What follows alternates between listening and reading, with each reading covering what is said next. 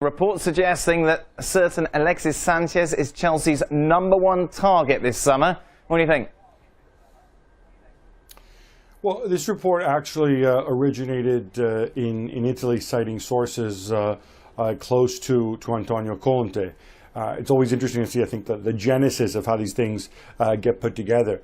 I haven't been able to confirm this, but from what I know a little bit, I think it's probably more of a case of Conte wanting to make sure that Chelsea reaches the transfer markets, transfer targets this summer, something that they weren't able to do last summer for the most part, and in January. And basically saying, guys, if Alexis Sanchez is on the market, because he only has a year left on his contract, of course, then we really should be in for him. And I think Chelsea will continue to go and monitor the situation. From Arsenal's perspective, they've basically suspended contract talks for now and are going to broach the subject at the end of the season. Arsenal. What a mess. Why are you suspending contract talks? What are you doing? It's Alexis Sanchez. Until Wenger shares his plans with the rest of us. If you were Alexis Sanchez, guys, regardless of who the coach will be, and you get an offer from Chelsea or a team that are worthy of title contending more than Arsenal. Yeah, see you later. Bye. Goodbye. Bye. That's it. I think you've done what you were going to do at Arsenal. It's not going to get any better. And I don't think that the ceiling for Arsenal is as high as it is for other clubs who are willing to take these steps forward and say, you know what, we are going to invest because we want to achieve certain things. And it feels that the time for Alexis Sanchez has been coming to an end at Arsenal for a long time now, and it's only a matter of time, to be quite honest. Can you put up any argument for him to stay, Shaq? No, not really. It's as simple as that. And the fact of the matter is, looking at it from Alexis Sanchez's point of view as well, as good as he was at Udinese, as good as he was at Barcelona, okay, maybe surplus of requirements there have been no end of suitors for Alexis Sanchez's services.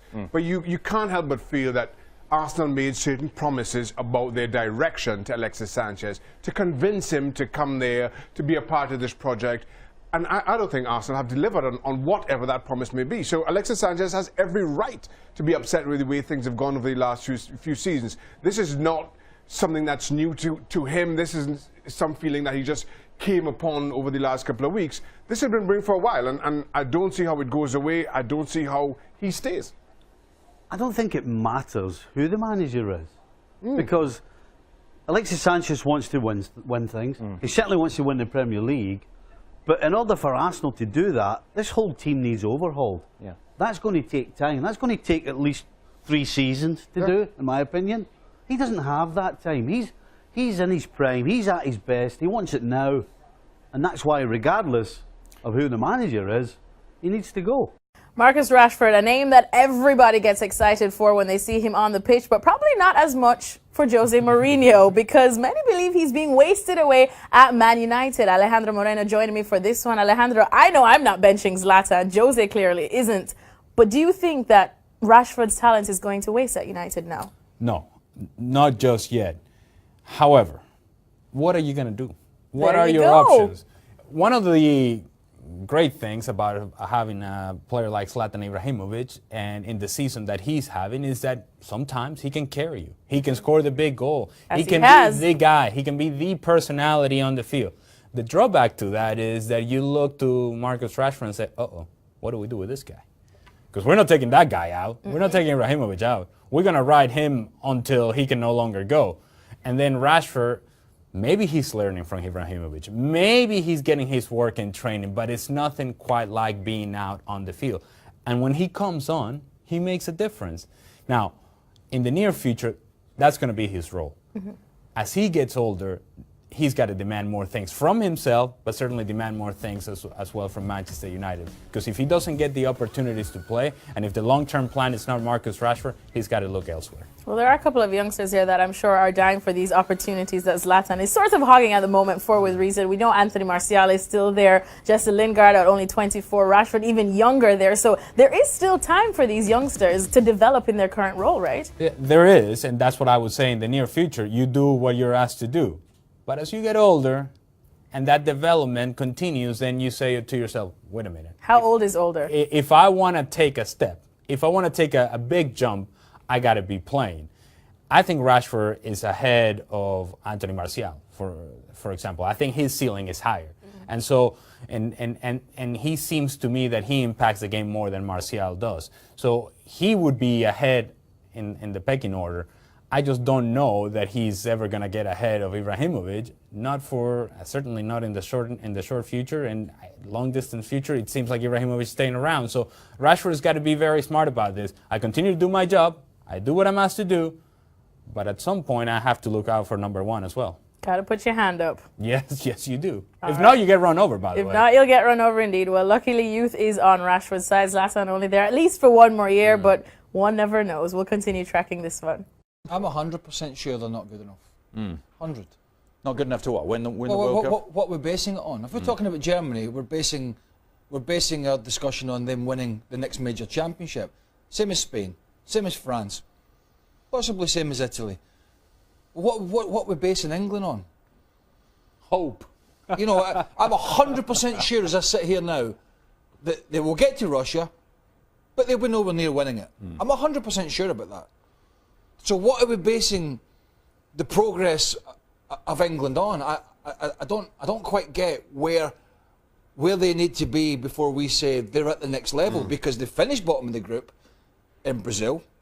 They got the lucky draw in France and got knocked out to Iceland. Now they've made these changes, and there are some bright young English players. I'm not saying that, but as a team and as a squad, I am 100% sure they are nowhere near and are no closer to being in with the real big boys come Russia 2018. I think what's interesting is that when it comes to England, the bar seems to conveniently be lower in regards to what the expectations are or aren't. So when they feel good about it, then the bar goes incredibly high, unrealistically high. When they feel not so good about it, then all of a sudden any good result or any semblance of a good result seems to be like, all right, we're on our way back. At some point, you have to realistically look at what this team is. A good team, a team that will make it into the big competition, but that's it. That's the ceiling. For the easily offended out there, and there are many, I am also 100% sure that Scotland won't even qualify because they're hopeless. So it's not an anti-England thing. Time to kickstart the week off the right way with the sweeper. You know the feeling when you have an excess of money and you start spending it on unnecessary things like a glow-in-the-dark hairstyle? Yeah, me neither, but Pierre-Emerick Aubameyang just proved that he knows that feeling all too well. One could argue that referees have one of the hardest jobs in the world, so much so that Luis Fabiano found himself on the wrong end of a red card, as this Brazilian referee was clearly trying his hand at a career in acting. Elsewhere, we all know that goals win games, but for this fan, goal-saving tackles are winners in his book. So much so that he's immortalized Javier Mascherano's tackle on Arjen Robben in the 2014 World Cup semi-finals with a tattoo. And hey, it got him to meet the big man himself. Smooth move, I think. Finally, it's one thing for a coach to say, get all the men behind the ball, and then there's this. How to defend a corner, brought to you by Sunday League Football, also known as Absolute Brilliance.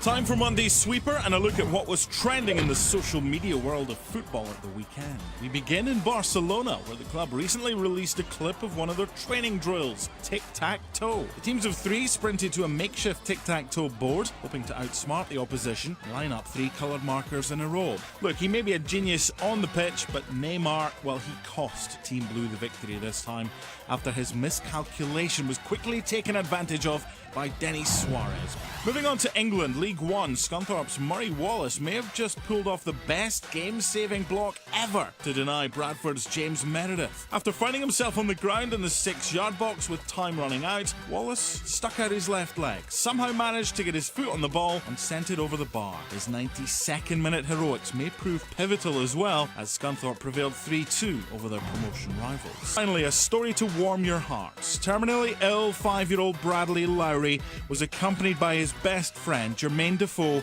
as they led out the England team at Wembley against Lithuania. Joe Hart was meant to be the captain.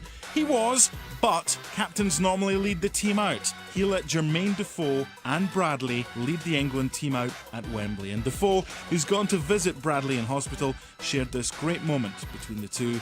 And it's our photo of the weekend. That's it for now. Back tomorrow for Tuesday's Sweep. Todos meus 3 filhos, eles jogavam bolas. Quando pequeno eles jogavam juntos, né? Mas o primeiro Kleber Kempis, ele tentou como goleiro, mas não deu muito certo. E aí eu esperava o próximo filho na outra Copa, em 82. Aí foi que nasceu o Everton.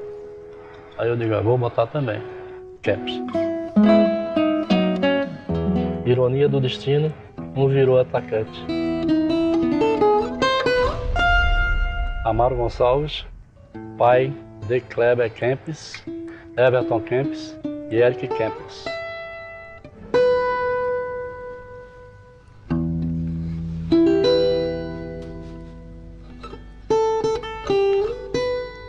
Lembrança de 78.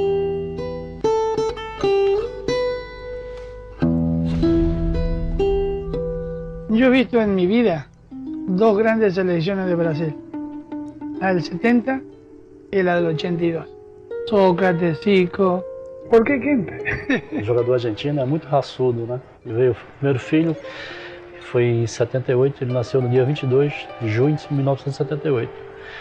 Foi no dia de uma das partidas. No 22 eu acho que foi com Peru. O Peru, que tinha que ganhar de 5-0. Semifinal.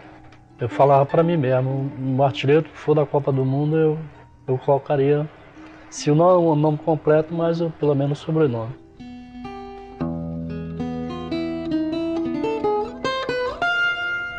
Porque quando ele começou, por ele ter vindo da Bahia, aí ele chamava baiano. Mas quando ele foi lá para o Espírito Santo, aí mudou de baiano para Everton Kempis. Aí veio o cabelo, como você tinha o cabelo na época, bom, escorrido, né? Grande, né? Diferente, né? E na Chapecoense ele se encontrou muito feliz, muito feliz.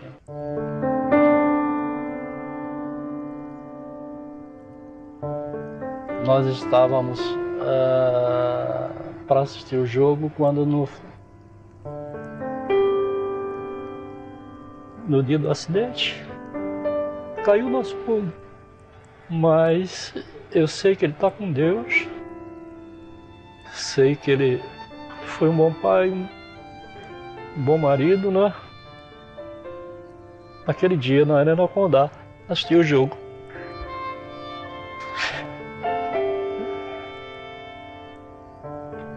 Mas nós assistimos a despedida. Toda fase passa. Sí, todo pasa, ¿no? Tudo passa. Cuesta que pase, pero pasa. Tudo passa. Dicen que la única camiseta que se encontró fue la de él. Foi. ¿La tiene usted? Nos consultaram, né? E aí indicamos que a melhor pessoa seria os filhos ficar com a camisa, né? Porque o filho dele também, ele botou aqui. Sí. João Gabriel Kempes.